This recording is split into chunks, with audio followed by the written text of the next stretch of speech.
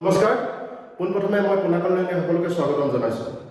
বন্ধু বান্ধৱীসকল তোমালোকক এই যিটো বস্তু এইটো কেতিয়াবা পৰীক্ষাত বিমোদ পেলাই নেকি ইয়াৰ বিভিন্ন ধৰণৰ যিবিলাক প্ৰশ্ন উত্তৰবিলাকে তোমালোকৰ পৰীক্ষাত কেতিয়াবা অশান্তি সৃষ্টি কৰে নেকি হয় বন্ধু বান্ধৱীসকল আজি আমি এই বস্তুটোৰ লগত বিভিন্ন ধৰণে খেলিবলৈ চেষ্টা কৰিম আৰু এনেকুৱা ধৰণে খেল শিকাম তোমালোকক প্ৰতিটো এক্সামত তোমালোকে ইয়াৰ লগত জড়িত হ'ব পাৰিবা গতিকে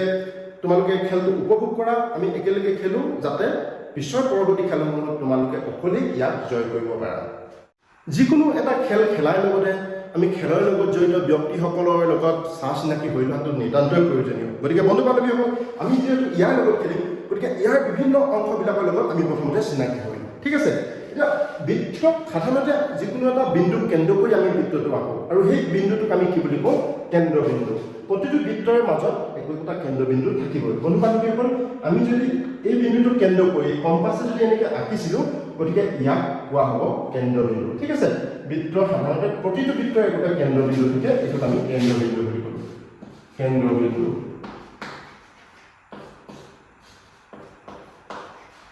কেন্দ্ৰবিন্দু ওকে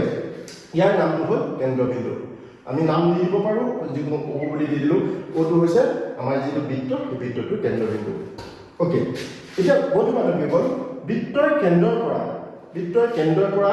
ইয়াৰ যিটো চাপ আছে গোটেইটো তাৰে যিটো আমি আঁকিম এডালক কি বুলি ক'ব বৃত্তৰ ব্যাসাৰ্ধ ওকে বৃত্তৰ ব্যাসাৰ্ধ এডালৰ নাম দিলোঁ ও এ এডাল হ'ল ব্যাসাৰ্ধ এইটো ৰেডিয়াছ এতিয়া চোৱা তোমালোকে ভাবিছা যে ৰেডিয়াছটো আমাক এইটো চাইডতে হ'ব পাৰিব নেকি নহয় বন্ধু বান্ধৱীসকল তোমালোকে বিভিন্ন চাইডত ৰেডিয়াছ ৰাখিব পাৰে ৰেডিয়াছ তোমালোকৰ ইফালেও থাকিব পাৰে ইয়াতো থাকিব পাৰে এটা বৃত্তৰ অসংখ্য কি থাকিব পাৰে আমাৰ ব্যাসাৰ্ধ থাকিব পাৰে অসংখ্য ব্যাসাৰ্ধ থাকিব পাৰে আমি বৃত্তৰ কেন্দ্ৰবিন্দুৰ পৰা যেতিয়া বৃত্তৰ চাপলৈ যেতিয়া অংকন কৰিম সেইডালক কি বুলি ক'ব ৰেডিয়াছ এটা বৃত্তত বিভিন্ন ধৰণৰ বহুতো ব্যাসাৰ্ধ থাকিব পাৰে এতিয়া চাবা তোমালোকে ভালকৈ এইডাল এটা ব্যাসাৰ্ধ এই বিন্দুটোৰ পৰা এডাল ব্যাসাৰ্ধ আৰু যদি আমি চিধাকৈ আৰু এডাল ব্যাসাৰ্ধ আঁকি দিওঁ একদম পোনে তেতিয়া দুডাল ব্যাসাৰ্ধ একেলগ হৈ যায় আৰু দুডাল ব্যাসাৰ্ধ একেলগ হৈ গ'লে আমি এইটোক কি বুলি কওঁ ব্যাস বুলি কওঁ ঠিক আছে ব্যাস কোৱা হৈছে তেতিয়াহ'লে বৃত্তৰ কেন্দ্ৰৰ মাজেদি আমি যদি বৃত্তৰ ইটো চাপৰ পৰা আন এটা চাপলৈ যেতিয়া এডাল জিয়া আঁকো এডাল কি বুলি ক'ব ব্যাস বুলি ক'ব ব্যাস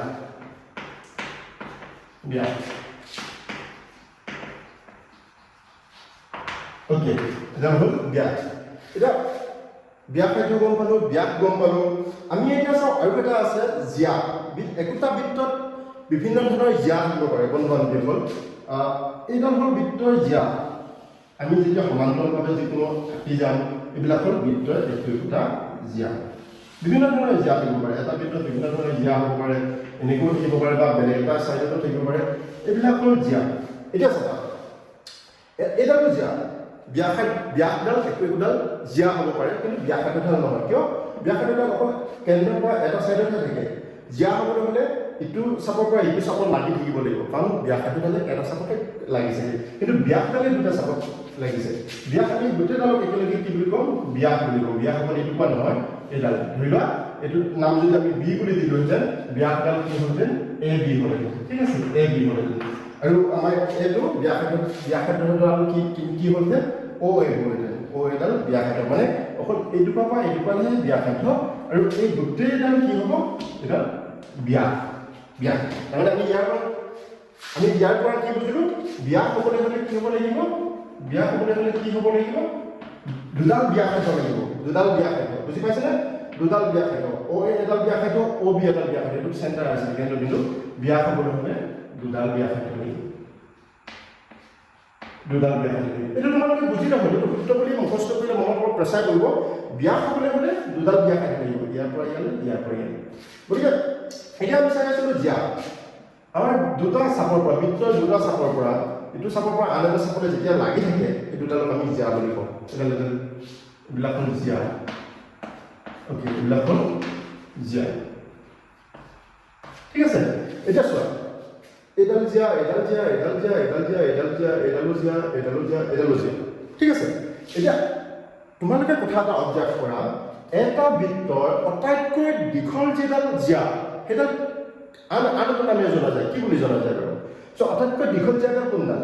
এডাল চুটি ইয়াতকৈ দীঘল এডাল ইয়াত যদি আমি আঁকিলোঁ হেঁতেন ইয়াতকৈ দীঘল এডাল হেঁতেন তাৰপিছত দীঘল এডাল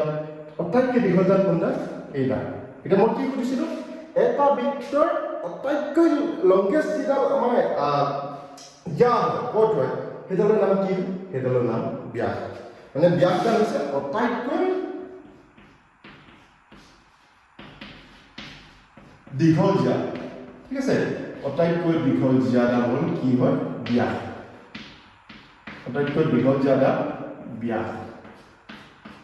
আমাক কি দিব আটাইতকৈ দীঘল জিয়াডাল হ'ল ব্যাস আৰু ব্যাসডাল সদায় ব্যাসাৰ্ধ আধা আমি যদি আকৌ এনেকৈ কওঁ ব্যাসাৰ্ধডাল তেতিয়া ব্যাসডালৰ কি হ'ব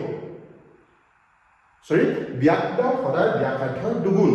আকৌ যদি আমি এনেকৈ সোধোঁ ব্যাসাৰ্ধডাল ব্যাসৰ কি হ'ব তেতিয়া আমি গম পাম ব্যাসাৰ্ধডাল হৈছে ব্যাসৰ আধা এতিয়া চোৱা এই গোটেই দীঘলডাল যদি 14 সেন্টিমিটাৰ হয় ব্যাসাৰ্ধডাল এ বি যদি 14 হয় ঠিক আছে এ বি যদি 14 হয় এ বি যদি 14 সেন্টিমিটাৰ হয় তেতিয়া এই অ পৰা এ লে কিমান হ'ব অ এ কিমান হ'ব কাৰণ আমি গম পাইছিলোঁ যে এইডাল সদায় এই দীঘলডালৰ আধা 7 সেন্টিমিটাৰ ঠিক আছে এই অ এডাল হ'ল ব্যাসাৰ্ধ এডাল হ'ল ব্যাস ওকে এইখিনিলৈকে বুজি পাইছানে আমি চাওঁ বৃত্তৰ যি দুটা সূত্ৰ ঠিক আছে বৃত্তই কালি উলিওৱা আৰু বৃত্তই পৰিধি উলিওৱা এই দুটা সূত্ৰৰ ওপৰতে আমাৰ বৃত্ত সম্বন্ধীয় যিমানখিনি প্ৰশ্ন আছে সিমানখিনি প্ৰশ্ন ইহঁতৰ লগত জড়িত হৈ থাকিব বন্ধু বান্ধৱীসকল মই তোমালোকক এটা কথা ইয়াতে কৈ থওঁ আজি আমি এনেকুৱা কিছুমান শৰ্তি শিকিম যাৰ কাৰণে তোমালোকে এই সূত্ৰ দুটা মুখস্থ নাথাকিলেও হ'ব মনত থাকিলে ভাল যদি তোমালোকৰ কাৰোবাৰ অসুবিধাও হয় মনত ৰাখিবলৈ মই তোমালোকক কথা দিছোঁ এই সূত্ৰকেইটা অবিহনেও আমি যিমানকেইটা প্ৰশ্ন আজি কৰিম বা তোমালোকৰ সম্ভাৱ্য পৰীক্ষাত আহিবলগীয়া গোটেইখিনি আমি সূত্ৰকেইটা অবিহনেও কমপ্লিট কৰিব পাৰিম কিন্তু বুজিবৰ কাৰণে অন্ততঃ তোমালোকে সূত্ৰকেইটা ভালকৈ চাই লোৱা আৰু সূত্ৰকেইটাই কি মিনিং কৰে সেইটো ইয়াত মই বুজাই দিছোঁ চাই লোৱা ঠিক আছে এতিয়া প্ৰথমে চাওঁ বৃত্তৰ পৰিধিটোৱে কি মিনিং কৰে বন্ধু বান্ধৱীসকল ধৰি লোৱা এইটো এটা বৃত্তাকাৰী যিকোনো এটা বস্তু ঠিক আছে বৃত্তাকাৰী যিকোনো এটা বস্তু পৰিধিটোৱে কি এখন ফিল্ড ধৰি লোৱা আমাৰ এখন খেলপথাৰখনৰ যিটো খেলপথাৰখনৰ যিটো চৌদিশ ঠিক আছে চৌদিশে যদি আমি এক পাক ঘূৰি দিওঁ এই যিটো চাৰিসীমা এই চাৰিসীমাটোক কি বুলি কোৱা হয় বৃত্তৰ পৰিধি বা খেলপথাৰখনৰ পৰিধি বুজি পাইছেনে আমি যে সাধাৰণতে এতিয়া আসাম পুলিচ আহি আছে বা ডিফেন্সৰ যিকোনো এক্সাম আহি আছে তাত আমি সাধাৰণতে কি কৰোঁ আমি যেতিয়া কিমান মিটাৰ দৌৰিম এক ৰাউণ্ডত কিমান আছে এক ৰাউণ্ডত কিমান ফিল্ডখনৰ এক ৰাউণ্ডত কিমান সেইটো ফিল্ডখনৰ পৰিধি এক ৰাউণ্ডত আমাৰ এখন বৃত্তাকাৰ খেলপথাৰ হ'লে এই ধৰি লওক 400 মিটাৰ আছে 400 মিটাৰ বৃত্তটো বা এই বৃত্তাকাৰ ফিল্ডখন বা পথাৰখন বা বৃত্তটোৰ পৰিধি 400 মিটাৰ বুজি পাইছেনে পৰিধি বুলি ক'লে সম্পূৰ্ণ চাৰিওফালে আমি যদি ঘূৰি দিওঁ কিমান আছে সেইটো হ'ল বৃত্তৰ পৰিধি আৰু কালিটোৱে কি মিনিং কৰে চোৱা এতিয়া এই খেলপথাৰখন ধৰি লোৱা কোনোবা এঘৰৰ মাটি মানে সেই খেলপথাৰখন কাৰোবাৰ মাটি হয় তেতিয়া খেলপথাৰখনৰ মানুহজনে ক'ব যে তোমালোকে যদি গাঁৱলীয়া খেলপথাৰ আমি এতিয়া চাওঁ বৃত্তৰ কালি মানে যিহেতু এই 400 মিটাৰ আছিলে এক ৰাউণ্ডত 400 মিটাৰ আছে গোটেই পথাৰখনে কিমান মাটি আগুৰি আছে সেইটো হ'ব বৃত্তৰ কালি যিমান মাটি আগুৰি আছে পথাৰখনে যিমান মাটি আগুৰি আছে সেইখিনি পথাৰখনৰ কালি আৰু বন্ধু বান্ধৱীসকল তোমালোকে জানা কালিটো সদায় কিহত থাকিব এককটো স্কুৱাৰত থাকিব এতিয়া তোমালোকে যিকোনো এটা ধৰি লোৱা কোনোবাই ঘৰ ৰং কৰে বা কোনোবাই কিবা কাম কৰে হয়নে ৱাল এখন ৰং কৰিবলৈ হ'লে হাতত তুমি যদি মিস্ত্ৰীৰ লগত কথা পাতা কেনেকৈ টকা লওঁ বুলি ক'ব পাৰ স্কুৱাৰ হয়নে পাৰ স্কুৱাৰ ফুট বুলি ক'ব কাৰণ এফুটটো অকল ইয়াৰ পৰা ইয়ালৈ সিহঁতে নলয় পাৰ স্কুৱাৰ ফুট সেইটো তাই কালিত থাকিব পাৰ স্কুৱাৰ ফুট ধৰি লোৱা এইটো 1 ফুট তেওঁ ক'লে যে মিস্ত্ৰীজনে মই পাৰ স্কুৱাৰ ফুট আমুক টকা ল'ম এইটোৱে ফুট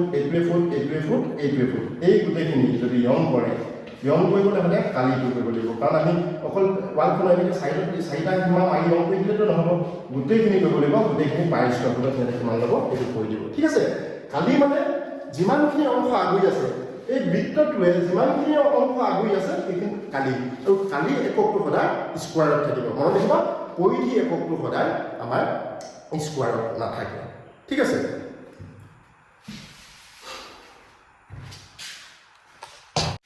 ওকে মই বুজাবৰ সুবিধাৰ কাৰণে ভিডিঅ'টো চাইডত পাতি লৈছোঁ প্ৰথমে এটা প্ৰশ্নটো চাওঁ প্ৰশ্নটো দিয়া আছে এটা বৃত্তৰ ব্যাসাৰ্ধ 7 সেন্টিমিটাৰ হ'লে কালি আৰু পৰিধি কিমান একদম এটা সহজ বেছিক প্ৰশ্ন লৈ লৈছোঁ তোমালোকৰ বুজিবৰ সুবিধাৰ বাবে ঠিক আছে আমাৰ এতিয়া আছে ব্যাসাৰ্ধ মানে যিকোনো এটা অকল আমি টানি দিছোঁ সেইটো হ'ল ব্যাসাৰ্ধ ধৰি লওঁ এইটো O হাফ ঠিক আছে ব্যাসাৰ্ধটো সাধাৰণতে R বুলি কওঁ ৰেডিয়াছ R শব্দটো য'ত আমি পৰিধি সূত্ৰকেইটাত এই R শব্দটো সদায় ব্যাসাৰ্ধক বুজায় অ'কে আমি সূত্ৰত ব্যাসাৰ্ধটো ইউজ কৰোঁ এতিয়া আমাৰ যে ব্যাসাৰ্ধ মানটো দিয়া আছে কালি উলিয়াই দিলে হ'ল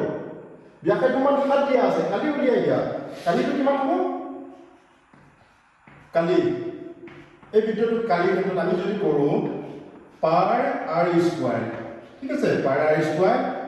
22/7 ইনটু R স্কোৱাৰ মান কিমান 717 ওকে এটা হাতে এই 22/7 টো হ'ল পাৰ মান তোমালোকে গম পোৱা পাৰ মান আমি 22/7 পালো বা 3.14 পালো ওকে 22/7 ইনটু 7.7 এই তলৰ হাতটোৱে ওপৰ হাতটোক কাটি দিয়া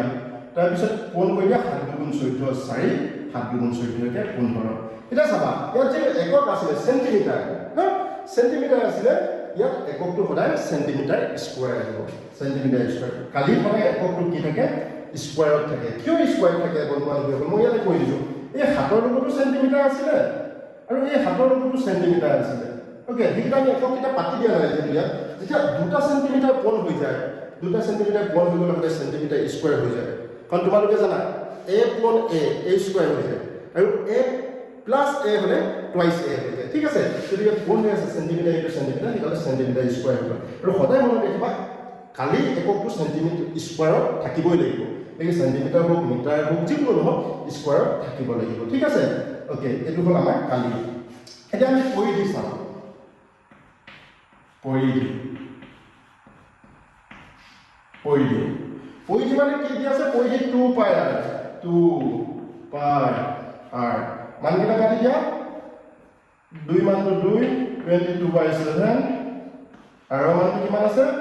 7 আছে ফুটবল 7 সেন্টিমিটাৰ দিয়া আছে এটো 7টোৱে 7টো কাটি দিয়া তাৰ পিছত 2 2 গুণ 4 2 2 গুণ 4 আৰু ইয়াৰ এককটো কি হ'ব হলা সেন্টিমিটাৰ মনত ৰাখিবা কালি এককটো স্কয়াৰত থাকে ইয়াৰ ওপৰত সেন্টিমিটাৰ থাকিব ওকে আমি ইয়াত কিয় পাতি আছো আৰু মান দিয়া আছে ব্যাসাৰ্ধ মানে সদায় এইটো আৰু মান ঠিক আছে আৰু মান দিয়া কাৰণে ডাইৰেক্ট আমি মানটো পাতি দিছো এতিয়া তোমালোকৰ এইখিনিতে এটা কথা মনলৈ আহিব পাৰে কিন্তু আমি এটা লং মেথড ইউজ কৰি আছো শৰ্ট মেথড কেনেকৈ ইউজ কৰিম মই যে প্ৰথমতে কৈছিলো যে সূত্ৰ অবিহনেও কৰিব পাৰি তেতিয়াহ'লে কেনেকৈ কৰিব পাৰি বন্ধু বান্ধৱীসকল এতিয়া মই তোমালোকক ইয়াৰ যিটো শৰ্ট টিপ অকল তোমালোকে এটা কথা মনত ৰাখিব লাগিব বাকি প্ৰশ্ন যেনেকুৱা ধৰণৰ প্ৰশ্ন আহক আমি সেই কথাটোৰ ওপৰত বেছ কৰি যাম ঠিক আছে এটা মই শৰ্ট টিপটো শিকাই দিব লৈছো এতিয়া তোমালোকক মই এটা শৰ্ট টিপ শিকাম শৰ্ট টিপটো 7 সেন্টিমিটাৰ লগত ৰিলেটেড হয় তোমালোকে কিন্তু এটা মনত ৰাখিব লাগিব পাছৰ যিবিলাক প্ৰশ্ন থাকিব সেই প্ৰশ্নবিলাক আমি এই সূত্ৰটো ইউজ কৰিম মানে হাতৰ যিবিলাক ৰিজাল্ট পালো ৰিজাল্টৰ ওপৰত ভিত্তি কৰিয়ে আমি বাকিবিলাক কৰিম ঠিক আছে গতিকে তোমালোকে কেনেকৈ শৰ্ট টিপটো মনত ৰাখিব মই ইয়াত শিকাই দিছো ওকে 7 44 154 এই তিনিটা আমাৰ সংখ্যা এই তিনিটা সংখ্যা তোমালোকে মনত ৰাখিব লাগিব তেতিয়া তোমালোকে কোনো ধৰণৰ সূত্ৰ ইউজ নকৰাকৈ আমি পাছৰ অংকখিনি কৰিব পাৰিম হয় বন্ধু বান্ধৱীসকল তোমালোকৰ যদি এই তিনিটা সংখ্যা মনত থাকে এই তিনিটা সংখ্যাৰ পৰা আমি পাছৰ যিমানখিনি প্ৰশ্ন আছে 3 ছেকেণ্ডৰ ভিতৰত কৰি কমপ্লিট কৰিব পাৰিম এতিয়া ভালকে বুজাই দিবৰ কাৰণে বা তোমালোকৰ বুজিবৰ কাৰণে বুজাই দিছো এই হাতটো সদায় r মান এইখিনিক আমি বেসিক মান হিচাপে লম শৰ্ট টিকৰ বেসিক মান আৰু ইহঁতৰ ওপৰত ভিত্তি কৰি অংকটো কৰিম উত্তৰটো কিন্তু এইটো নহব পাৰে ঠিক আছে এইখিনি বেসিক মান হিচাপে লম আমি ওকে হাতটো আমি r মান বেসিক মান হিচাপে লম 44 টো আমি কাৰ বেসিক মান হিচাপে লম 2 পাই r পৰিধি মই ইয়াত অসমীয়া লিখি দিছো পৰিধিৰ বেসিক মান হিচাপে লম ঠিক আছে পৰিধি বেসিক মান হিচাপে লম আৰু এই 154 টো কাৰ বেসিক মান হিচাপে লম এইটো কালি বেসিক মান হিচাপে লম ওকে এইখিনি বেসিক মান আৰু এইটো ব্যাসাৰ্ধ বেসিক মান হিচাপে লম ব্যাসাৰ্ধ ওকে এই তিনিটা শব্দ যদি এই তিনিটা সংখ্যা যদি তোমালোকৰ মনত থাকে মই তেতিয়া আকৌ কৈছোঁ যে যিকোনো প্ৰশ্ন আমি কৰিব পাৰিম। এই তিনিটা সংখ্যাৰ ওপৰত ভিত্তি কৰি আমি এই প্ৰশ্নটো কৰি চাওঁ প্ৰথমতে। এতিয়া চোৱা, ব্যাসাৰ্ধ কিমান দিয়া আছে? 7 চেণ্টিমিটাৰ। 7 চেণ্টিমিটাৰ দিয়া আছে, ঠিক আছে। 7 চেণ্টিমিটাৰ ব্যাসাৰ্ধ দিয়া আছে। আমি তোমালোকে মনত ৰাখিবা, যদি ব্যাসাৰ্ধ 7 চেণ্টিমিটাৰ হয়, কালি হ'লে 154। উত্তৰটো ওলাই গ'ল, কালি 154, পৰিধি 44। এইকেইটা সংখ্যা মনত থাকিব লাগিব, বাকীখিনি তোমালোকৰ মনত থাকিব নালাগে। এতিয়া তোমালোকৰ মনতে প্ৰশ্ন হৈছে, এইটো 7 দিয়া আছে কাৰণেহে ওলাই গৈছে, যদি বেলেগ কিবা দিয়া থাকে বন্ধু বান্ধৱীসকল, যিকোনো দিয়াই নাথাকক, আমি এইকেইটাৰ ওপৰত ভিত্তি কৰি প্ৰশ্নখন কৰিবলৈ চেষ্টা কৰিম, ঠিক আছে। এতিয়া ইয়াত 7 দিয়া আছে, কেনেকৈ চাম আমি? ধৰি লোৱা ইয়াত সেইটো এই 7টো এইটো নহয় বুলি ধৰি ল'লোঁ, তোমালোকে কেনেকৈ চাবা? 7 দিয়া আছে, এই 7ত কেইবাৰ যায়? এবাৰ যায়, অ'কে, এবাৰ পূৰণ হৈ আছে। গতিকে 44 লগতো কিমান পূৰণ হ'ব? 1 পূৰণ হ'ব। পূৰণ হ'লে ৰিজাল্টটো কিমান? 44 হ'ব। আৰু কালিৰ লগত কিন্তু 1 পূৰণ নহয়, তাৰ স্কোৱাৰটো পূৰণ হয়, কাৰণ কালিটোৰ মানটো সদায় স্কোৱাৰত থাকে। এতিয়া 1 স্কোৱাৰ কিমান হ'ব? 1 স্কোৱাৰ একেই হয়, গতিকে কালিৰ লগতো একেই পূৰণ হ'ব। গতিকে ৰিজাল্টটো এইটোৱে পাম, মানে যদি 7 চেণ্টিমিটাৰ ব্যাসাৰ্ধ হয়, পৰিধি 44 চেণ্টিমিটাৰ হ'ব, কালি মানটো কিমান হ'ব? 154 চেণ্টিমিটাৰ স্কোৱাৰ। এইকেইটা সংখ্যা তোমালোকে মনত ৰাখিব। নেক্সট এটা প্ৰশ্ন লৈছোঁ। প্ৰশ্নটো দিয়া আছে, এটা বৃত্তৰ ব্যাস 28 চেণ্টিমিটাৰ হ'লে কালি আৰু পৰিধি কিমান? কি দিয়া আছে? আমাৰ ব্যাস দিয়া আছে। আৰু আমাৰ সূত্ৰত কি থাকে? আয়টো সদায় কি বুজায়? ব্যাসাৰ্ধ বুজায়। আমাক কিন্তু ব্যাসাৰ্ধ মান আমি উলিয়াই ল'ব লাগিব, ঠিক আছে। আমি যদি চিত্ৰটো চাওঁ, কেনেকুৱা ধৰণে দিয়া আছে তোমালোকে চাবা। এটা বৃত্তৰ ব্যাস কিমান দিয়া আছে? 28। ব্যাস হ'বলৈ হ'লে ইটো মূৰৰ পৰা সিটো মূৰলৈ কেন্দ্ৰৰ মাজেৰে যাব লাগিব, ঠিক আছে। এইটো বি ধৰি ল'লো। এই গোটেইডালৰ মান 28 দিয়া আছে। এই গোটেইডালৰ মান 28। আমাক কি লাগে? আমাক এটা যিকোনো এটা চাইডৰ মান লাগে, মানে আৰৰ মান লাগে। ডি মানটো দিয়া আছে, চোৱা, ডি মানটো দিয়া আছে 28। ডিটো সদায় ব্যাস বুজায় দেই, ডি এ ব্যাস বুজায়, আৰে কি বুজায়? আৰে ব্যাসাৰ্ধ বুজায়। এতিয়া যদি গোটেইডালৰ মান 28 হয়, এই আধাৰ মান কিমান হ'ব? হয় বন্ধু বান্ধৱীসকল, তোমালোকে চাগে মনলৈ আহিছে, কাৰণ এই ব্যাসাৰ্ধডাল, এটা বৃত্তৰ ব্যাসাৰ্ধ, সকলো ব্যাসাৰ্ধ সদায় সমান হয়। মই চিনাকি কৰি দিওঁতে হয়তো শব্দটো ক'বলৈ থাকি গ'ল। এটা বৃত্তত যিমানবিলাক ব্যাসাৰ্ধ আছে, তুমি ইফালে আঁকা, তাৰে ইয়ালে আঁকা, ইয়ালে আঁকা, ইয়ালে আঁকা, ব্যাসাৰ্ধবিলাকৰ মান সদায় সমান হয়। গতিকে অ'ৰ পৰা বিলৈ যিমান হ'ব, অ'ৰ পৰা এইলৈও সমান। গতিকে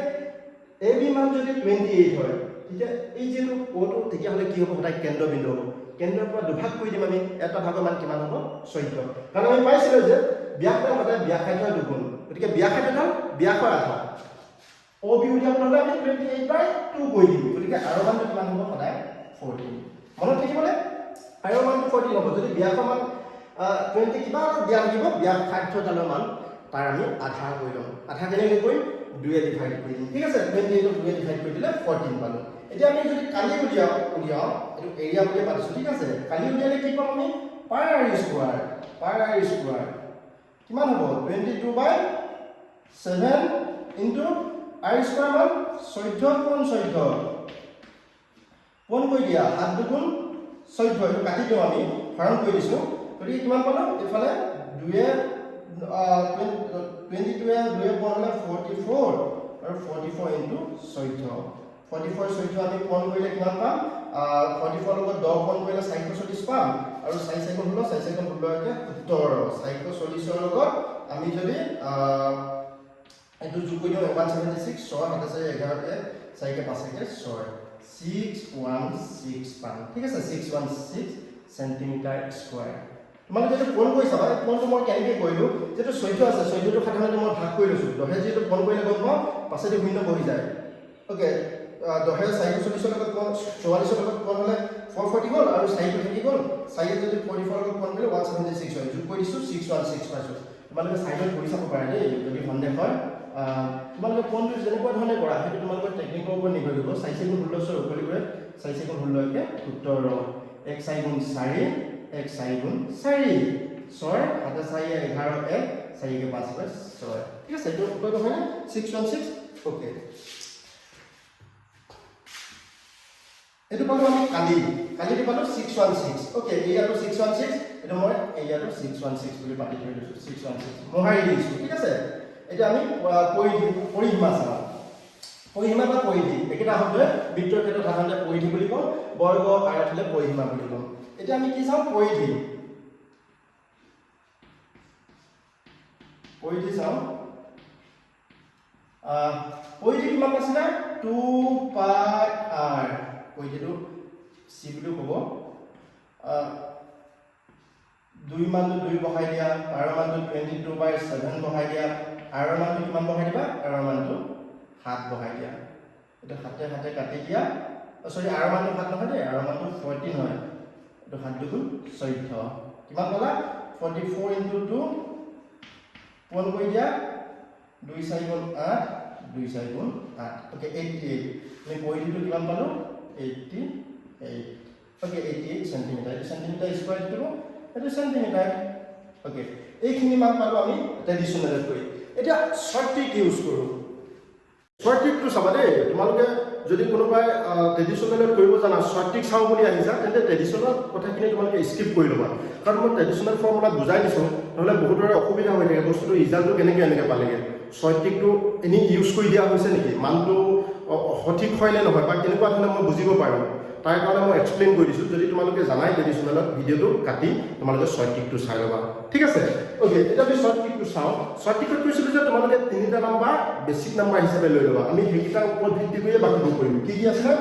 7 44 আৰু কিমান আছিল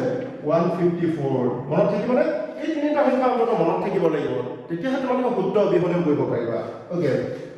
7 টো কাৰ মান আছিল আকৌ লিখিছো r মান 44 টো c মান আৰু এইটোৱে a মান r মান মানে ব্যাসাৰ্ধ c মান মানে পৰিধি মান আৰু a মান মানে কালি মান ঠিক আছে এটা প্ৰশ্ন তুলে চাবা এইকেইটা তোমালোকৰ মনত থকাৰ পিছত প্ৰশ্নলে চাবা বৃত্তৰ ব্যাস 28 সেন্টিমিটাৰ হলে কালি আৰু পৰিধি মান ব্যাসটো 28 ব্যাসাৰ্ধ কিমান 14 আমাৰ ব্যাসত ব্যাসাৰ্ধ 14 দেই ব্যাসাৰ্ধ 14 তোমালোকে এইটো মনলৈ আনি ল'ব লাগিব 14 এটা চোৱা প্ৰশ্ন দিয়া আছে r মানটো 14 এইটো পৰীক্ষা প্ৰশ্ন দিয়া আছে তো হাতৰ লগত কি হৈছে হাতৰ কিমান গুণ হৰণ হৈছে না কোণ হৈছে সেইটো তোমালোকে মন কৰিবা যোগ বিয়োগ নহয় হৰণ হৈছে না কোণ হৈছে কিমান কোণ হৈছে 2 কোণ হৈছে বুজি পাইছা না হাতৰ লগত 2 কোণ হৈছে তেতিয়া তোমালোকে কি কৰিবা c লগত 2 কোণ কৰি দিয়া c লগত 2 কোণ কৰি দিয়া c লগত যদি আমি 2 কোণ কৰি দিও কিমান পাম 88 কাৰণ 2 4 গুণ 8 2 4 গুণ 8 উত্তৰ হয় নে এইটো 88 উত্তৰ এটা a লগত কি কোণ হ'ব চোৱা a মানটো সদায় কৈছো এৰিয়াটো সদায় স্কয়াৰ থাকে বুজি পাইছনে এৰিয়াৰ মানটো সদায় স্কয়াৰত থাকে আমি যদি ইয়াত 2 কোণ কৰিছো এৰিয়াৰ লগত সদায় এই 2 টো স্কয়াৰ কৰি কোণ কৰিব লাগিব 2 স্কয়াৰ হলে কিমান হয় 4 যদি আমাৰ ইয়াত 3 কোণ হৈ থাকিলে কথা এটা কৈছো ইয়াত যদি 3 কোণ হৈ থাকিলে তেতিয়া আমি এৰিয়াৰ লগত কিমান কোণ কৰিলোহেঁতেন 3 টো স্কয়াৰ কৰি 9 কোণ কৰিলোহেঁতেন মনত থাকিবনে সেইটো হ'ল ইয়াত ট্ৰিকটো গতিকে আমাৰ ইয়াৰ লগত 2 কোণ হৈছে এৰিয়াৰ লগত সদায় 4 কোণ হ'ব মনত থাকিব এৰিয়াৰ লগত স্কয়াৰ হৈ কোণ হয় 4 কোণ হ'ব 4 কোণ হলে 4 4 গুণ 16 4 5 গুণ 20 1 উপলিছিলে 21 1 উপলি 2 4 গুণ 4 4 প্লাস 6 616 সেন্টিমিটাৰ স্কয়াৰ এইটো হ'ল শৰ্ট ট্ৰিক তোমালোকে ইয়াত কৰি থাকিলে 3-4 মিনিট সময় লাগি যাব পাৰে যদি তোমালোকৰ এই বেসিকটো মনত থাকে নহয় যিকোনো প্ৰশ্ন কৰিব পাৰিবা আৰু এই বেসিকটোৰ লগত ৰিলেটেড প্ৰশ্নহে তোমালোকৰ পৰীক্ষাত আহিব সেইটো মই কথা দিলোঁ কাৰণ পৰীক্ষাত যিকেইটা মান দিয়া থাকিব সেই মানকেইটা এই বেসিকৰ লগত ৰিলেটেড হ'ব হয় কোনোবা অংশত ডাইৰেক্টলি মানে 2 কোণ নহয় হাফ কোণ হৈ থাকিব ক'ৰবাত হাফ হৰণ হৈ থাকিব বুজি পাইছানে ইহঁতৰ লগত ৰিলেটেড হ'ব ঠিক আছে ওকে আমি এটা পিছৰ প্ৰশ্ন নেক্সট প্ৰশ্ন এটা লৈ আহিছো এটা বৃত্তৰ পৰিধি 132 সেন্টিমিটাৰ হলে কালি আৰু ব্যাসাৰ্ধ কিমান কি দিয়া আছে আমাৰ পৰিধি 132 সেন্টিমিটাৰ হলে কালি আৰু ব্যাসাৰ্ধ কিমান ইয়াত চাবা বৃত্তটো পৰিধিটো কি বুজায় এক পাক বুজালে হয় পৰিধি বুজাব আমি যদি এক ৰাউন্ড মাৰি দিওঁ এইটো পৰিধি এই পৰিধিটো মান বুজায় ধৰি লও এইডোখৰ পৰা এনেকৈ ঘূৰি ইয়ালৈকে আমাৰ কিমান আছে 132 সেন্টিমিটাৰ হলে আমাৰ কাৰ মান দিছে এই গোটেই অংশ কিমান আগুৰি আছে কিমান ধৰি ক্ষেত্ৰ আগুৰি আছে আৰু তাৰ ব্যাসাৰ্ধ মানে ধৰি লওক OA উলিয়াব দিছে যিকোনো এটা ইয়াৰো হ'ব পাৰে মানে এটা বৃত্তৰ ব্যাসাৰ্ধটো সমান যিকোনো এটা মান আমাৰ উলিয়াব দিছে ঠিক আছে ওকে আমি এতিয়া প্ৰথমে ট্ৰেডিশনেলত চাম তাৰ পিছত শৰ্ট ট্ৰিক চাম কি দিয়া আছে আমাৰ c দিয়া আছে c কিমান দিয়া আছে c মানে পৰিধি দিয়া আছে 132 দিয়া আছে কি উলিয়াব দিছে এৰিয়া উলিয়াব দিছে কিমান আৰু এটা উলিয়াব দিছে r মানটো উলিয়াব দিছে কিমান ওকে এইকেইটা জানিবলৈ হ'লে আমি প্ৰথমতে r মানটো জানিব লাগিব তেতিয়াহে a উলিয়াব পাৰিম এটা এতিয়া আমি পৰিধি যিটো দিয়া আছে সেইটো সূত্ৰ পাতি দিবা কাৰণ ইয়াত যাৰ মানটো দিয়া থাকে সূত্ৰটো পাতি দিয়া সূত্ৰ কিমান আছিলে পৰিধি সূত্ৰটো আছিলে আমাৰ পৰিধি সূত্ৰটো আছিলে পৰিধি সমান 2 পাই r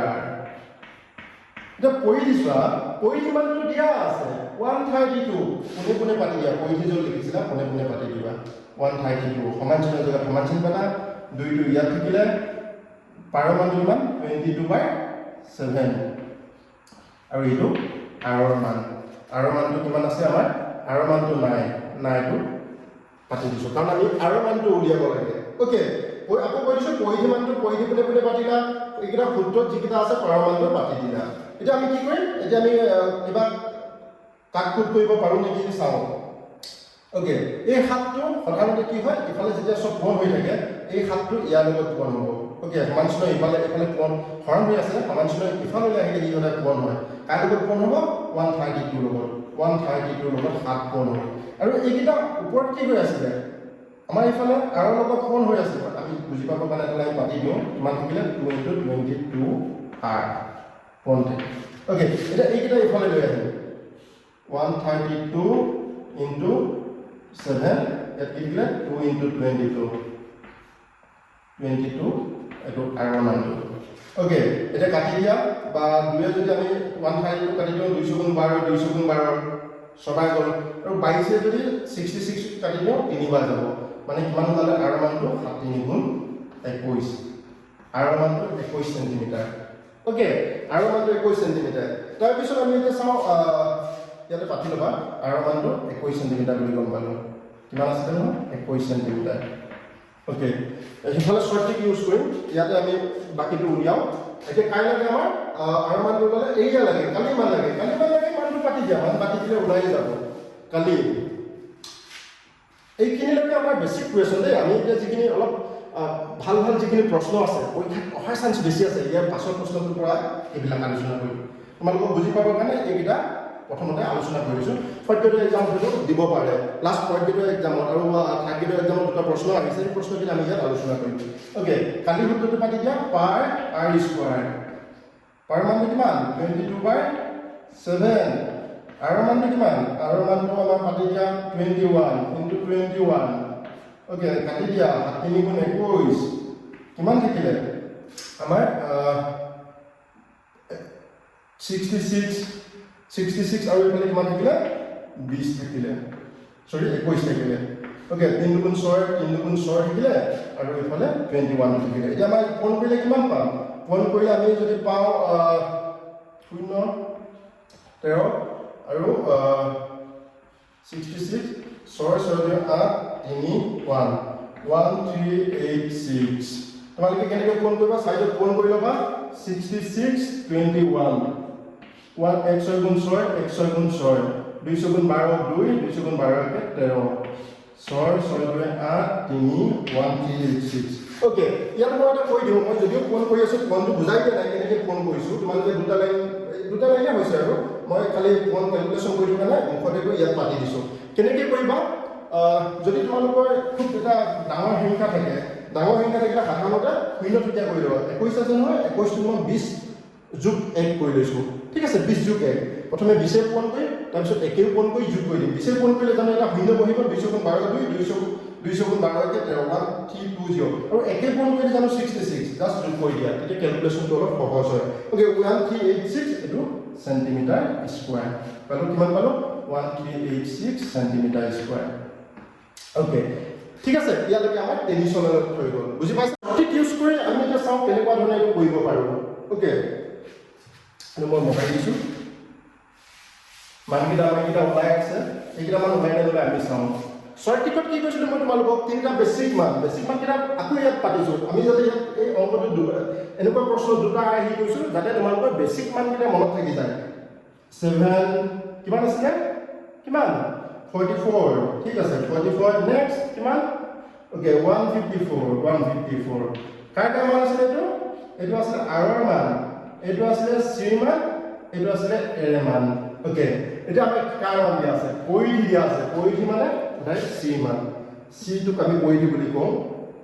ওকে c মান কিমান দিয়া আছে 132 ইয়াত পাতি ল'বা পৰিধি কোনে কোনে পাতিবা যাৰ মান দিয়া থাকে তাই কোনে কোনে পাতিবা যিটো আৰৰ মান নাই দিয়া পৰিধি মান দিয়া আছে পৰিধি কোনে কোনে পাতিবা এতিয়া চোৱা 44 টো 132 টো ডাঙৰ হয় ডাঙৰ হ'লে আমি সদায় কৈছো যে পূৰণ হৈ আছে না পূৰণ হৈছে সেইটো চাবা পূৰণ কৰিছো 44 ৰ লগত 1 পূৰণ হ'লে 44 2 পূৰণ হ'লে 88 3 পূৰণ হৈছে 3 4 12 2 3 4 12 13 ইয়াৰ লগত কি পূৰণ হৈছে 3 পূৰণ হৈছে ওকে 3 পূৰণ হৈছে গতিকে সবৰে লগত আমি কি কৰিম যেতিয়া c লগত 3 পূৰণ হৈছে ইয়াৰ লগতো 3 পূৰণ কৰি দিয়া কিমান ওলাব 3 পূৰণ কৰি দিলে 7 3 গুণ 21 ওলালে ওলাইছে নে এক সেকেন্ডত ওকে ওলাইছে 21 এটা এ লগত আমি কি পূৰণ কৰি দিম এ লগত কি পূৰণ কৰি দিম 3 পূৰণ কৰি দিম নেকি নকৰো কিমান পূৰণ কৰিম এ লগত কিমান পূৰণ কৰিম আমি 9 পূৰণ কৰিম 9 কিয় 9 পূৰণ কৰিম কাৰণ এ মানটো সদায় স্কয়াৰ হৈ থাকে আৰু আমি ইয়াত যিকিটা মান পূৰণ কৰিছো তাৰ মানটো সদায় স্কয়াৰ কৰিম 3 পূৰণ কৰি কৈছিলো নে গতিকে 3 ৰ স্কয়াৰটো আমি ইয়াত পূৰণ কৰিম 9 পূৰণ কৰি দিয়া 9 পূৰণ কৰি দিলে কিমান পাবা 4 গুণ 36 ছৰ উকলিব 3 5 গুণ 45 45 3 48 8 4 থাকিব 9 গুণ 9 9 4 13 উত্তৰ ওলাইছে না এক সেকেন্ডত তোমালোকে যিমান প্ৰেক্টিস কৰিবা এইটো এক সেকেন্ডত কৰিব পাৰিবা খুব সহজ হয় সূত্ৰ অবিহনে মই কৈছো তোমালোকে বৃত্তৰ কালি বৃত্তৰ পৰিধি সূত্ৰ মনৰ পৰা বাদ দিয়া আৰু বাদ দি আমাৰ যেটো আজি যেটো মই শিকোৱা যেটো ক্লাছ হয় সেই ক্লাছটো চোৱা সূত্ৰ আৰু কালি সূত্ৰ পৰিধি সূত্ৰ এইবিলাকৰ অবিহনে গোটেই তোমালোকে যিমান প্ৰশ্ন আছে সেই প্ৰশ্নবিলাক এটেণ্ড কৰিব পাৰিবা ঠিক আছে প্ৰশ্নটো হ'ল যদি এটা বৃত্তৰ ব্যাসাৰ্ধ দুগুণ বৃদ্ধি কৰা হয় তেন্তে কালি কিমান বৃদ্ধি কৰিব কাৰণ আমাৰ কি বুলিছে যদি আমি আৰৰ মানটো দুগুণ বঢ়াই দিওঁ হয়নে আৰৰ মানটো যদি দুগুণ বঢ়াই দিওঁ তেতিয়া কালি মানটো কেইগুণ বৃদ্ধি পাব আমি যদি ট্ৰেডিশনেলত চাওঁ এই প্ৰশ্নটো ট্ৰেডিশনেলত চালে ইয়াৰ উত্তৰটো সোনকালে পাম আৰু শৰ্টিক চালেতো ইয়াৰ উত্তৰ আধা সেকেন্ডতকৈ কম সময়ত আমি পাব পাৰোঁ ঠিক আছে ট্ৰেডিশনত কৈ চাওঁ এটা বৃত্তৰ ব্যাসাৰ্ধ দুগুণ বৃদ্ধি কৰা হয় সাধাৰণতে আমি যদি তাৰ কালি কিমান বৃদ্ধি পাব সেইটো সুধিছে বৃত্তৰ ব্যাসাৰ্ধ মান আমি r লৈছো ঠিক আছে r মানটো তাক কি কৰিবলৈ গৈছে r মানটো আমাৰ টুৱাইস r ল'বলৈ গৈছে r মানটো আমি যদি এইটো লওঁতে কালিটো কিমান পাইছিলো পাৰ r স্কয়াৰ ঠিক আছে r মান এইটো লওঁতে কালি কিমানটো পাইছিলো পাৰ r স্কয়াৰ এটা r মানটো কি পাইছে 2r ল'বলৈ গৈছে ওকে r মানটো r মানে বা 2r ল'বলৈ গৈছে 2r আৰু মানটো বাঢ়ি গ'ল দুগুণ বঢ়াই দিলো মানে 2 এ পূৰণ কৰি দিলো তো আৰু মানটো দুগুণ বঢ়াই দিলে নতুন সূত্ৰটো মতে কি হ'ব পাৰ r স্কয়াৰ আৰু জেগাত 2r বঢ়াই দিও পাৰ r জেগাত 2r হ'ব কাৰণ দুগুণ কৰি দিলে নহয়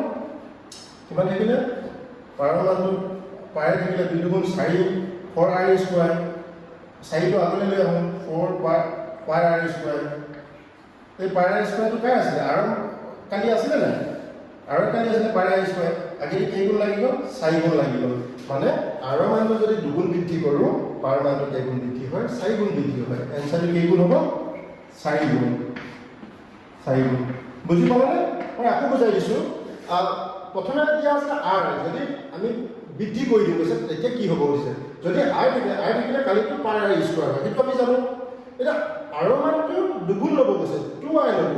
r মানটো 2 এ পূৰণ কৰি ল'ব তেতিয়া কি হ'ব যে 2r ল'লো আৰু জেগাত 2r বহাই দিলো স্কয়াৰ কৰি দিলো 4r স্কয়াৰ পালো পাৰ r স্কয়াৰটো একেলগে লিখিলো 4 টো আগলৈ লৈ আহিলো এই পাৰ r স্কয়াৰটো এই পাৰ r স্কয়াৰ আছে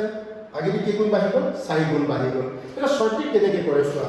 শৰ্টিক কৰিবলৈ ইয়াত এইটো সূত্ৰ মই কৈছো যে বেসিক নাম্বাৰ যেটা বাকি ল'ব লাগে 7 44 154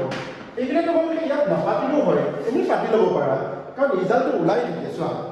মই কৈছিলো যে এইটো ভালকে মন কৰিবা দেই এইটো r ৰ মান এইটো c মান এইটো a মান r ৰ লগত যদি প্ৰশ্নই হৈছো মই তোমালোকক যেটো কৈ আহিছো r ৰ লগত 3 পূৰণ হৈ থাকিলে c লগতো 3 পূৰণ হৈ থাকিব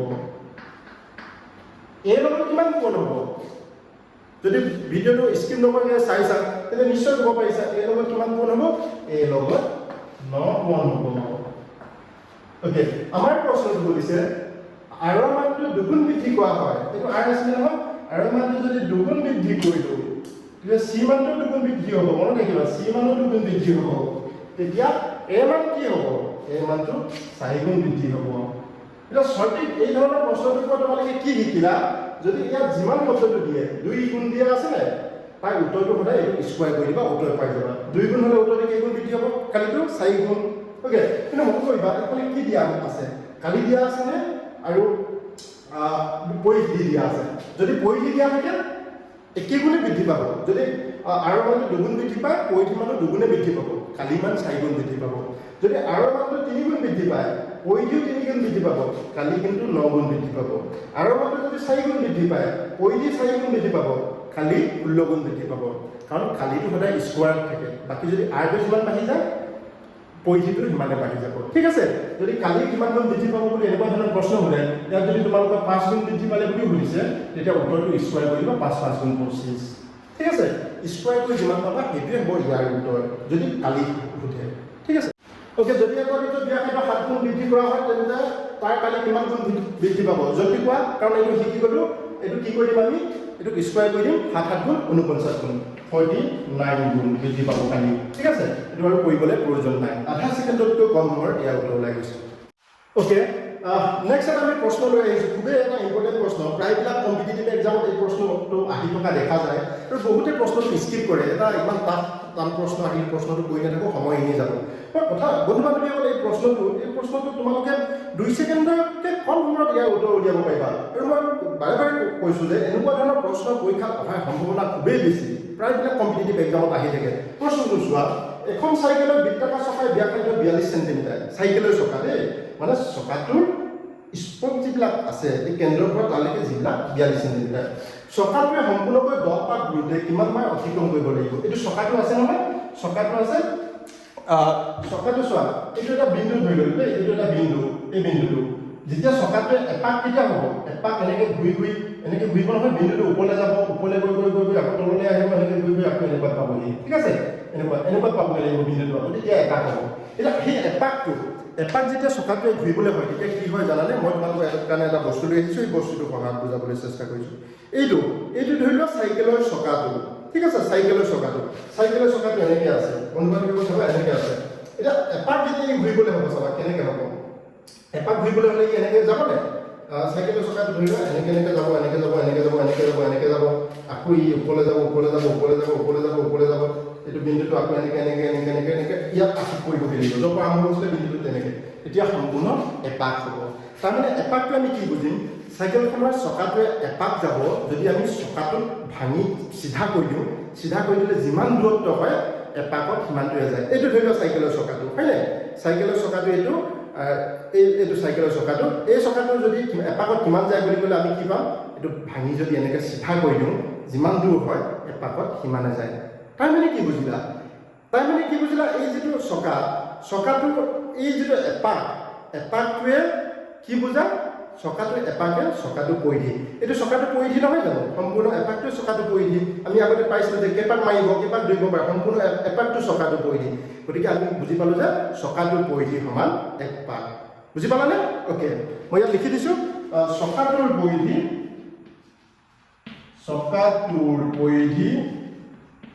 চকাটোৰ পৰিধি কিমান হয় সদায় এক পাকৰ সমান হয় এক পাক এতিয়া কি সুধিছে আমাক সুধিছে চকাটোৱে সম্পূৰ্ণকৈ 10 পাক ঘূৰোতে আমাক সুধিছে 10 পাক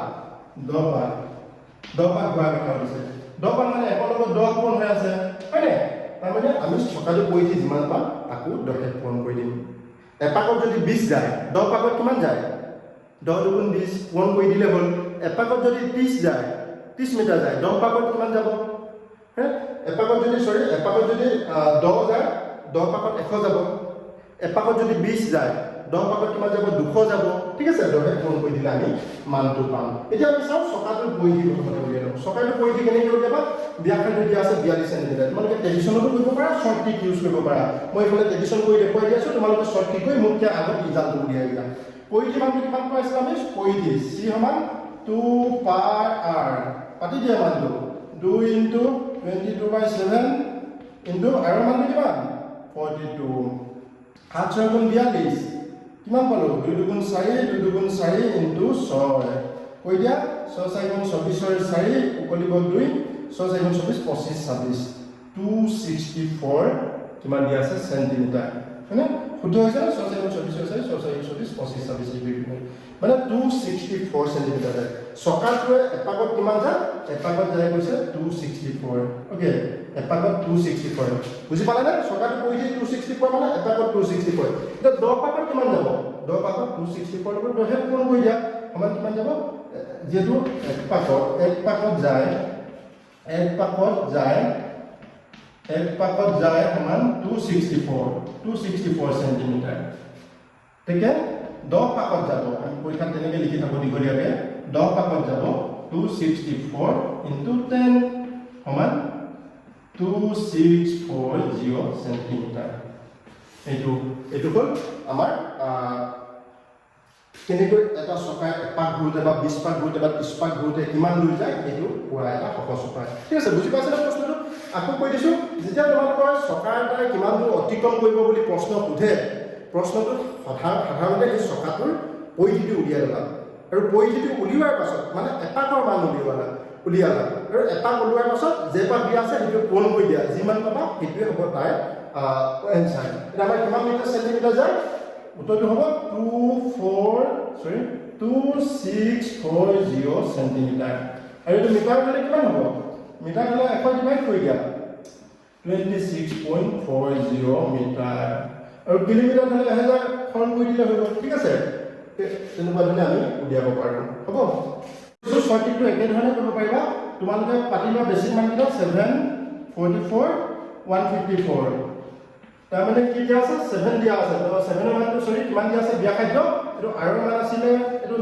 তোমালোকৰ যদি মনত থাকে এই তলৰকেইটা নাপাতিলেও হ'ব মই এতিয়া মনত থাকিবৰ কাৰণে বাৰে বাৰে পাতি দি আছো ইয়াৰ মান দিয়া আছে 42 দিয়া আছে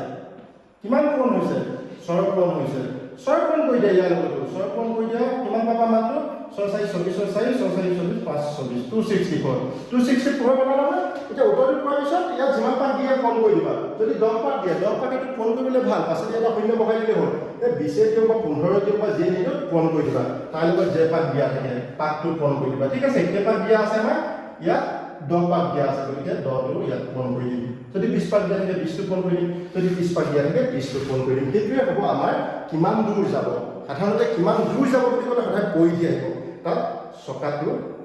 কালি নাহে সদায় পৰিধিটো সদায় এক পাক বুজায় মনত ৰাখিবা চকাটোৰ পৰিধি সমান এক পাক এটাৰ পৰা 21 মিটাৰ আছে বান্ধি থোৱা আছে ঘোঁৰাটো সৰ্বাধিক কিমান দূৰলৈকে ঘূৰিব পাৰিব এইটো এটা ঘোঁৰা দেই এইটো খুটি মাৰি দিছে ঘোঁৰাটো ৰছীটো ইয়াৰ পৰা আছে এটা মাটিৰ লগত ফিটিং কৰি থৈ দিছে আৰু ঘোঁৰাটো ইমান দীঘলকৈ বান্ধি থোৱা আছে ইমান দীঘললৈকে এইটো ঘোঁৰাটো ইয়াতে আছে এতিয়া চা ঘোঁৰাটো ইমান দূৰ নাথাকি এইটো ঘূৰি থাকিব পাৰে এইটো এটা কথা আছে কিন্তু সৰ্বাধিক সুধিছে নহয় ঘোঁৰাটোৱে টানিবলৈ চেষ্টা কৰিছে তাতকৈ নাযায় আৰু ধৰিবা ইমানলৈকে গ'ল ঠিক আছে ইমানলৈকে গ'ল এতিয়া এইডালৰ মান কিমান দিয়া আছে 21 মিটাৰ এতিয়া সৰ্বাধিক কিমান দূৰ ঘূৰিব বুলি ক'লে ঘোঁৰাটোৱে চেষ্টা কৰিছে ঘূৰিবলৈ টানি এনেকুৱা এফালেও ঘূৰিব পাৰিব কিন্তু সৰ্বাধিক নহ'ব সৰ্বাধিক বুলি ক'লে সি চেষ্টা কৰিছে টানি একদম যিমান পাৰি যাবলৈ হয়নে যিমান পাৰি যাবলৈ চেষ্টা কৰিছে এনেকৈ যাবলৈ চেষ্টা কৰিছে এইটো চোৱা সৰ্বাধিক কিমান দূৰ কাৰণ যিটো এইফালেও টানিছে যিমান দূৰ আহিব এইফালেও সিমান দূৰে মই এইটো আঁকি দিওঁতে অলপ খেলি মেলি হৈছে কিন্তু বুজি ল'বা 21 হ'লেতো এইফালেও 21 মিটাৰ সি এইফালেও 21 মিটাৰ এইফালেও 21 মিটাৰ এটা অলপ দীঘল যেন লাগি গৈছে তোমালোকে এইটো বুজিটো পাইছে ধৰি লোৱা 21 মিটাৰ এইফালেও চব 21 মিটাৰ সেইটোৱে সৰ্বাধিক দূৰত্ব যাব পাৰিব এতিয়া আমাৰ সুধিছে 21 মিটাৰটো কি হ'ল এইটো চেণ্টাৰ হৈ গ'ল এইবিলাক কি হৈ গ'ল একোডাল ব্যাসাৰ্ধ হৈ গ'ল আৰু ঘোঁৰাটোৱে এইফালে দিয়ে যাব পাৰিব ইফালে সৰ্বাধিক ঘূৰ বুলি ক'লে ইফালে তাতকৈ দূৰলৈ যাব নোৱাৰে তাক বান্ধি থোৱা আছে ইমানটো ঘূৰি ফুৰিব লাগিব সৰ্বাধিক ইমান দূৰলৈকে ভাগ হ'ব পাৰিব ইচ্ছা কৰিলে অ'কে এতিয়া কি কৈছে এইটো হৈছে আমাৰ এৰিয়াছ হৈ গ'ল এতিয়া আৰু মানটো হৈ গ'ল এতিয়া কিমান দূৰলৈকে ঘূৰিব পাৰিব কিমান দূৰলৈকে ঘূৰিব পাৰিম নে ইমান দূৰলৈকে এইটো কি হৈ গ'ল এইটো বৃত্তটোৰ পৰিধি এনেকুৱা প্ৰশ্ন যেতিয়া পৰীক্ষাত আহে তেতিয়া সদায় গম পাবা সেইটো বৃত্তৰ পৰিধি মান উলিয়াব দিছে এতিয়া পাতি দিয়া মই বেছি সূত্ৰ ইউজ কৰি দিয়া এইটো 7 আছিলে কিমান আছিলে 44 আছিলে আৰু এইটো 154 ইয়াৰ এইটোতো কামেই নাই কাৰণ আমাৰ কালি মান উঠা নাই এই দুটা মানৰ পৰা উলিয়াব লাগিব কাৰ মান দিয়া আছে 21 মিটাৰ ৰছীয়ে বান্ধি থোৱা আছে ৰছীডাল কাৰ মান হৈ গ'ল এডাল হৈ গ'ল আমাৰ আৰৰ মান 21 মিটাৰ এতিয়া কিমান কোণ হৈ আছে 3 ইয়াৰ লগতো 3 কোণ কৰি দিয়া 3 কোণ কৰি দিলে কিমান পাবা 3 4 গুণ 12 2 3 4 গুণ 12 কে 13 132 মিটাৰ আমাৰ ইটো ইয়াৰ পৰা ইয়ালৈকে কিমান হ'ব বুলি কৈছে 132 মিটাৰ ওকে এটো 132 মিটাৰ হেতু কিমান দূৰলৈকে দিব পাৰিব এনসাৰ হ'ব 132 মিটাৰ ঠিক আছে এনেকুৱা ধৰণৰ প্ৰশ্ন পৰীক্ষাত আহি থকা দেখা যায় এটা খুব গুৰুত্বপূৰ্ণ প্ৰশ্ন লৈ আহিছো প্ৰশ্নটো আছে যদি এটা বৃত্তৰ ব্যাসাৰ্ধ 20% বৃদ্ধি কৰা হয় তেন্তে কালিমান কিমান শতাংশ বৃদ্ধি পাব তো শতাংশৰ লগত জড়িত প্ৰশ্ন হয় এটা চাবা বন্ধু-বান্ধৱী হ'ল আমাৰ যেটো আগৰ প্ৰশ্ন আছিল এটা বৃত্তৰ ব্যাসাৰ্ধ আমুক গুণ আছিল আমি যদি এনেকৈ কৈছিলো যে প্ৰশ্নটো মই মনত পেলাই দিছো 744 154 ধৰি লোৱা যে দুগুণ বৃদ্ধি পালে এটো দুগুণ বৃদ্ধি পালে নহয় এটো কেইগুণ বৃদ্ধি পাব বুলি কৈছিলো 4 গুণ কিন্তু ইয়াত এই সূত্ৰটো প্ৰযোজ্য নহয় কাৰণ শতাংশৰ লগত জড়িত এই এনেকুৱা ধৰণৰ প্ৰশ্নটো কাৰণে তোমালোকৰ এইটো পেটাৰ্ণৰ কাৰণে মই এটা বেলেগ শৰ্ট ট্ৰিক দিম গতিকে সেইটো তোমালোকে মনত ৰাখিবা এই দুটা ডিফাৰেন্সটো বুজি পাইছানে যদি দুগুণ 4 গুণ আহে ধৰি লোৱা এইটো ব্যাসাৰ্ধ মান দুগুণ গুণ লাগি থাকিলে তেতিয়া ডাইৰেক্ট ইফালে স্কয়াৰ কৰি গুণ কৰি দিবা কালি মানটো কিন্তু ইয়াত শতাংশ আছে শতাংশ থাকিলে তোমালোকে এইটো সূত্ৰ ইউজ নকৰিবা ঠিক আছে এইটো কাৰণে এটা বেলেগ আমি শৰ্ট ট্ৰিকৰ কাৰণে বেলেগ সিস্টেম কৰিম হেতু তোমালোকে মনত ৰাখিবা ওকে এটা চাবা ইয়াৰ যেটো প্ৰশ্নটো ইয়াৰ ট্ৰেডিশনেলটো বহুত লং মেথড হয় এনেকৈ লং মেথড হয় বন্ধু-বান্ধৱী হ'ল তোমালোকে প্ৰথমতে ব্যাসাৰ্ধ 20% বৃদ্ধি কৰিব লাগিব বৃদ্ধি কৰাৰ পিছত এটা মান পাবা তাকো শতাংশ কৰিব লাগিব খুব এটা দীঘলীয়া প্ৰচেছ হয় মই সেইকাৰণে ইয়াত লং মেথডটো আৰু কৈ নিদিওঁ কাৰণ তোমালোকৰ কনফিউজন আহিব ইমান এটা দীঘলীয়া প্ৰচেছ গতিকে আমি শৰ্ট ট্ৰিকটোকে শিকোঁ ইয়াৰ শৰ্ট ট্ৰিকটো কেনেকুৱা হয় ইয়াৰ কাৰণে তোমালোকে মনত ৰাখিবা যদি বৃদ্ধি হয় তো দুটা কথা মনত ৰাখিবা যদি ব্যাসাৰ্ধ বৃদ্ধি হয় যদি আয়টো বৃদ্ধি হয় আয় আমুক পাইছে হইবা বৃদ্ধি হয় ওকে এটা যেটো কালিয়ে হ'ব ন ডেফিনেটলি কালি হ'ব কালি কিমান পাইছে বৃদ্ধি হ'ব বুলি তেতিয়া তোমালোকে কি কৰিবা ইয়াৰ লগত এটা কাম কৰিবা এটো পাতিবা twice x plus x square by 100 কৰিবা মনত থাকিবনে এইটো হ'ল যদি আৰু আমুক পাইছে বৃদ্ধি হয় এই x টোৱে এই শতাংশটো বুজাইছে x টোৱে শতাংশটো বুজাইছে ওকে আকৌ প্ৰশ্নটো এনেকুৱা ধৰণে আহিব যদি x আমুক পাইছে কমে তেন্তে কালি কিমান কমিব ইয়াত বৃদ্ধি হোৱাৰ কাৰণে কালিও বৃদ্ধি হ'ব যদি x ৰ মান আমুক পাইছে কমে তেতিয়া কালি কিমান কমিব এইটো 2x minus x square by 100 এইটো ইয়াত x টোৱে কাক বুজাইছে কিমান শতাংশ ইয়াত শতাংশটো দিয়া আছে ন সেইটো x টোৱে বুজাইছে এই সূত্ৰকেইটা তোমালোকে মনত ৰাখিবা এইকেইটা তেতিয়া যিকোনো ধৰণৰ প্ৰশ্ন আমি কৰিবলৈ সুবিধা হয় কেনেকৈ মনত ৰাখিবা সেইটো মই তোমালোকক কৈ দিছোঁ ঠিক আছে ইয়া আছে যে এটা বৃত্তৰ ব্যাসাৰ্ধ 20% বৃদ্ধি কৰা হয় তেন্তে কালি মান কিমান শতাংশ বৃদ্ধি হ'ব মই সূত্ৰকেইটা ইয়াতে ৰাখি দিছোঁ পিছত এই প্ৰশ্ন মহাই দিবা এই প্ৰশ্নটো বুজি পাবৰ কাৰণে এইকেইটা ৰাখি দিছোঁ এইকেইটা মনত ৰাখিবা ইয়াত 20% বৃদ্ধি কৰা হয় তেন্তে কালি কিমান বৃদ্ধি হ'ব বুলি কৈছে ঠিক আছে গতিকে তোমালোকে কি কৰি দিবা এইটো 20% 20টো ইয়াত পাতিব আমাৰ সূত্ৰটো মতে কি হয় এইটো কৈছো সূত্ৰটো মতে হয় twice x plus x square এইটো 100 ওকে কিমান হ'ব twice x x এ হলা এই পাৰ্চেন্টটো বুজাইছে 2 into 20% প্লাস তাৰ পিছত এইটো কি বুজাইছে পাৰ্চেন্টটো নালাগে 20 বুলি পাতা x square 20 টো স্কয়াৰ কৰি দিয়া আৰু তলত 100 আছে ওকে এইটো কোন কৰি দিয়া 40 সমান 20 20 এইটো স্কয়াৰ হৈছে দুটা 20 পূৰণ কৰিলে কিমান হয় 40 নেকি নহয় দুটা 20 পূৰণ কৰিলে 400 আৰু এইটো তলত কিমান আছে 100 এই দুটা শূন্য কাটি দিয়া কিমান থাকিলে তলৰ একটো কাম নাই 4 থাকিলে 40 plus 4 সমান 44 এইটো ইয়াত গোটেইখিনি স্টেপ ফলো কৰিব নালাগে তোমালোকে খুব সহজে উলিয়াব পাৰি কাৰণ টুৱাইস x কৰি দিলে ইয়াৰ লগত ডাইৰেক্ট ফোন কৰি দিবা 40 হলে নহয় 40 এইটো কৰি দিলে হ'ল এইটো কৰি যোগ কৰি দিবা এইটো গমেই পাবা 2 লগ 2 পূৰণ হৈ থাকিব যদি কমিও থাকে যদি বাঢ়িও থাকে ইয়াৰ লগত 2 টো পূৰণ হৈ থাকিব যদি বাঢ়ি থাকে তেতিয়া এইটো কৰি যোগ কৰি দিবা এই পাৰ্টটো কৰি যোগ কৰি দিবা যদি কমি থাকে এই পাৰ্টটো কৰি মাইনাস কৰি দিবা হ'ব এটা আকৌ কৰিছো যদি এটা বিদ্যুৎ ব্যাসাৰ্ধ 20% বৃদ্ধি কৰা হয় তেন্তে কালি মান কিমান শতাংশ বৃদ্ধি পাব এই সূত্ৰটো মতে কৈ দিবা সূত্ৰটো মতে পাতি ধুনীয়াকৈ কৈ দিলে উত্তৰটো ওলাব তাতকে তোমালোকক কি কৈছো প্ৰথমতে কমি থাকক বা বাঢ়ি থাকক এইটো লগত পূৰণ কৰি দিবা 40 হ'ব নহয় 40 এতিয়া কৰিবা x স্কয়াৰ 20 স্কয়াৰ 100 এইটো এনেকুৱা ধৰণে গতিকে 400 কাটা কাটি কৰিলে 4 থাকিলে এই লগত যোগ কৰি দিবা তাৰ পিছত কমি থাকিলে এনেকৈ এইটো শতাংশটো 2 পূৰণ কৰাৰ পিছত সেই মানটো বিয়োগ কৰি দিবা ওকে আমি এটা কমি থাকিলে চাও কিমান হ'ব এইটো আমি প্ৰশ্ন একেটাই 20% কম কৰা হয় বুলি দিছো 20% যদি কমাই দিয়া হয় কিমান শতাংশ কমিব, কিমান শতাংশ কমিব, কালিটো কিমান শতাংশ কমি যাব, হয় কালি কিমান শতাংশ কমিব। প্ৰশ্নটো আকৌ কৈছোঁ, যদি এটা বৃত্তৰ ব্যাসাৰ্ধ 20 শতাংশ কমাই দিয়া হয় তেন্তে কালি মান কিমান শতাংশ কমিব। মই কি কৈছিলোঁ, ইয়াত শতাংশটো যিমানেই দিয়া নাথাকক তোমালোকে সেইটো পাতি ল'লা 40। এতিয়া কমিব বুলি ক'লে এইটোক স্কুৱাৰ কৰি 100 হৰণ কৰিবা, এইটোক স্কুৱাৰ কৰিলে 20ক স্কুৱাৰ কৰিলে 400, কাৰণ আগত পাই আহিছোঁ 20ক কেনেকৈ স্কুৱাৰ কৰিবা, শূন্যটোকে স্কুৱাৰ কৰিবলৈ ভাল, এই শূন্যটো পাতি দিলা নহয়, স্কুৱাৰ কৰিলে এটা শূন্য আছে, স্কুৱাৰ কৰিলে দুটা শূন্য, এইটো কোন কৰিবা আৰু এটা একা সংখ্যা 2 গুণ 4 100, এইটো কাটি দিয়া, এইটো কাটি দিয়া, কিমান থাকিলে 4 থাকিলে, মানে 44 যদি 4 গুচি যায় কিমান থাকিব 36%। এইটো ইয়াত তোমালোকে 40 ইউজ কৰিব পাৰা, যদি সূত্ৰটো একেটাই 40 বুলি নহয় সূত্ৰটোকে কৈ দিছোঁ, 2x মাইনাছ এইটোৱে 40। ইয়াৰ লং মেথডটো ইয়াত ট্ৰেডিশ্যনেলটো বহুত দীঘলীয়া হয়, ঠিক আছে, তোমালোকক একদম বুজি পোৱাকৈ যদি ট্ৰেডিশ্যনেলটো কৈ দিব লগা হয় বহুত দীঘলীয়া হয়, সেইকাৰণে কৈ দিয়া নাই, এইটো মুঠতে তোমালোকে মনত ৰাখা। 2x মাইনাছ x স্কুৱাৰ বাই 100, 2x মানে 2, x সমানটো 20 মাইনাছ 20 to 20 স্কুৱাৰ, এইটো 100,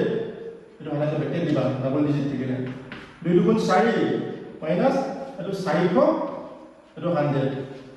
কাটি দিয়া, 4 থাকিলে 40 মাইনাছ 4 মান 36। এইকেইটাই আছিলে ইয়াৰ উত্তৰ। আমি বৃত্তৰ সম্পৰ্কে আহিবলগীয়া গোটেইবিলাক প্ৰশ্ন প্ৰায় আলোচনা কৰিলোঁ। এতিয়া তোমালোকৰ প্ৰেক্টিছ কৰি চাবৰ কাৰণে দুটা প্ৰশ্ন মই ইয়াত এড কৰিম, মানে সেইটো তোমালোকৰ কনচেপ্টৰ পৰা কিমান বুজিলা তাত আমি দুটামান প্ৰশ্ন এড কৰিম, প্ৰশ্নকেইটা তোমালোকে কৰিবলৈ চেষ্টা কৰিম।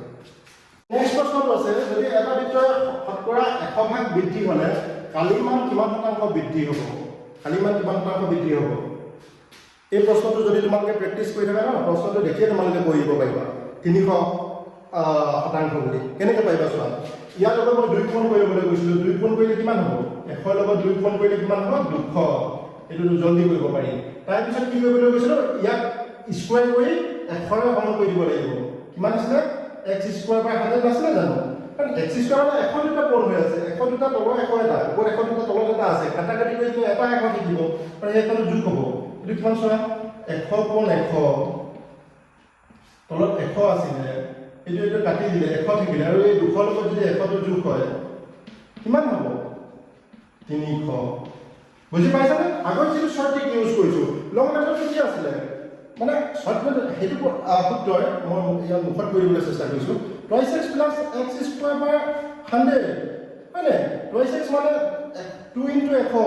আৰু কিয় এইটো মুখতে পাই গৈছিলোঁ, x স্কুৱাৰ মানে ইয়াত x ৰ মানটো 100 আছে, তলৰ 100 লগত কাটা যাব, এটা 100 থাকি যাব, কাৰণ x স্কুৱাৰ মানে 100 কোণ 100, ইয়াত 100 আছে, এইটো কাটন যাব, এইটো 200 থাকিলে, এইটো 200 100 কোণ হ'লে 200, এইটো 100 মান 300 শতাংশ, 300 ভাগ। যদি এটা বৃত্তৰ ব্যাসাৰ্ধ 100 ভাগ বৃদ্ধি পায় শতকৰা কালি 300 শতাংশ বৃদ্ধি পাব, হ'ব। এইটোৱে আছিলে শ্বৰ্ট ট্ৰিক। আজি বৃত্ত সম্বন্ধীয় যিবিলাক প্ৰশ্ন সম্ভাৱ্য পৰীক্ষাত আহিবলগীয়া আছিলে, আজি পাৰ্ট 1ত ইমানতে সামৰণি মাৰিছোঁ, আৰু কেইটামান প্ৰশ্ন আছে যিকেইটা সাধাৰণতে আমাৰ 4th গ্ৰেডৰ এক্সামবিলাকত মোৰ মতে তেনেকুৱা ধৰণৰ কুৱেশ্যন নাহে, সেইকাৰণে পাৰ্ট 1ত এড কৰা নাই। যদি আমি সময় পাওঁ তেনেকুৱা ধৰণৰ আৰু সেইকেইটা কুৱেশ্যনো দিবলৈ চেষ্টা কৰিম। যদি আজি ভিডিঅ'টো তোমালোকে ভাল পালা, ভিডিঅ'টো লাইক আৰু ছাবস্ক্ৰাইব কৰি দিবা, যাতে সকলোৱে চাব পাৰে, তাৰ বাবে শ্বেয়াৰ কৰি দিবা, ঠিক আছে, থেংক ইউ।